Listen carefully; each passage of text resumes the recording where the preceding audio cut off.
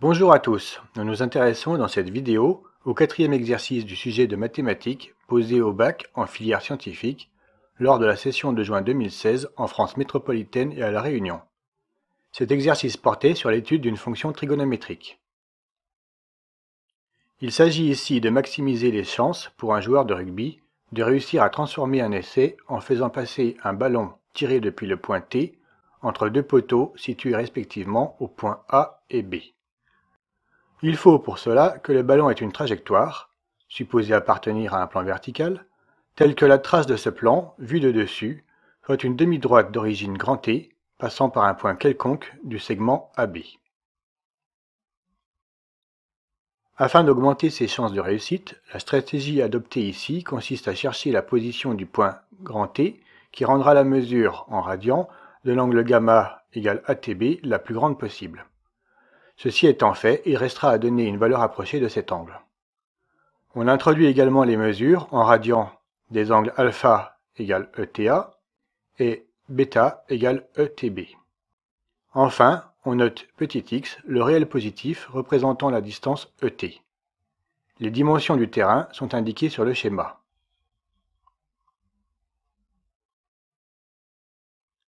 Vous pouvez lire à l'écran les deux premières questions de cet exercice. Dans un premier temps, on demande d'exprimer tangente alpha et tangente bêta en fonction de la variable petit x. Dans un deuxième temps, il est demandé d'établir que la fonction tangente, quotient de la fonction sinus et de la fonction cosinus, est croissante sur l'intervalle ouvert 0, pi sur 2.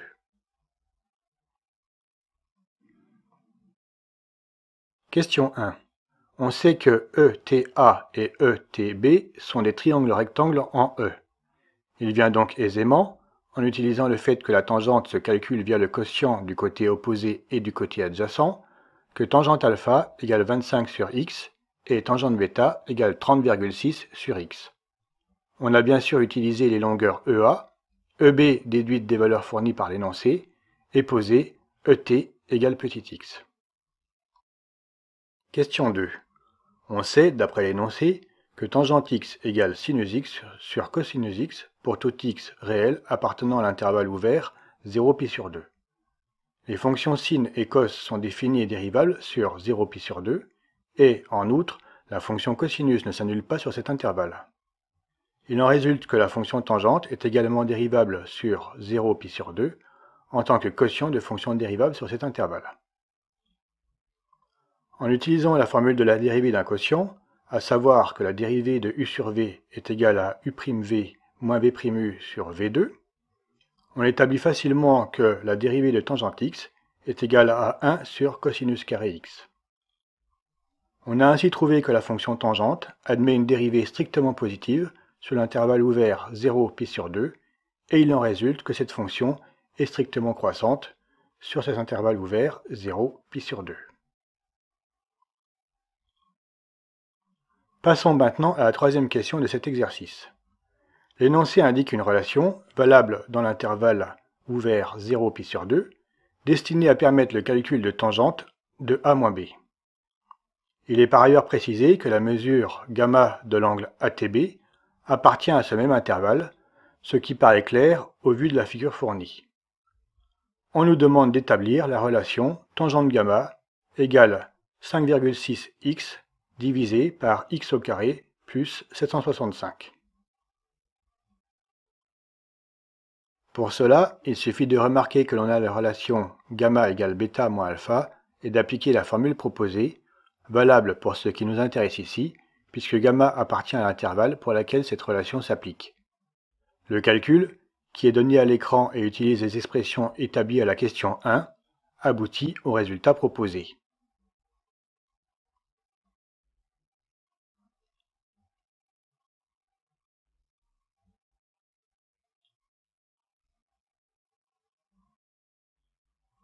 Passons à la quatrième et dernière question de cet exercice.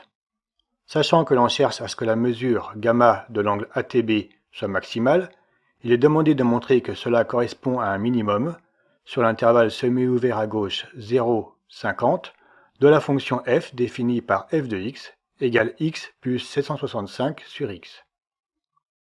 Une fois ce résultat établi, il faut ensuite déterminer la valeur unique de x pour laquelle l'angle ATB est maximal, ainsi que la valeur de gamma correspondante. Les précisions attendues pour chacune de ces deux valeurs étant indiquées dans l'énoncé. Pour que l'angle ATB soit maximal, c'est-à-dire pour que sa mesure gamma le soit, il faut et il suffit que tangente gamma soit maximale. En effet, on a montré dans la question 2 que la fonction tangente est strictement croissante sur l'intervalle ouvert 0 π sur 2, intervalle dans lequel se trouve gamma. Ainsi, le maximum de tangente gamma est aussi celui de la fonction h, définie par h de x égale 5,6x divisé par x carré plus 765, pour x appartenant à l'intervalle 0, 50.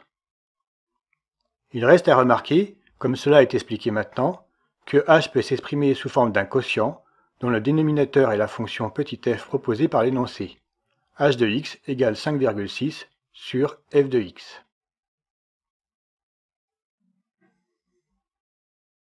On peut donc conclure que, en effet, les maxima de h sur l'intervalle semi-ouvert 0,50 correspondent aux minima de f sur le même intervalle.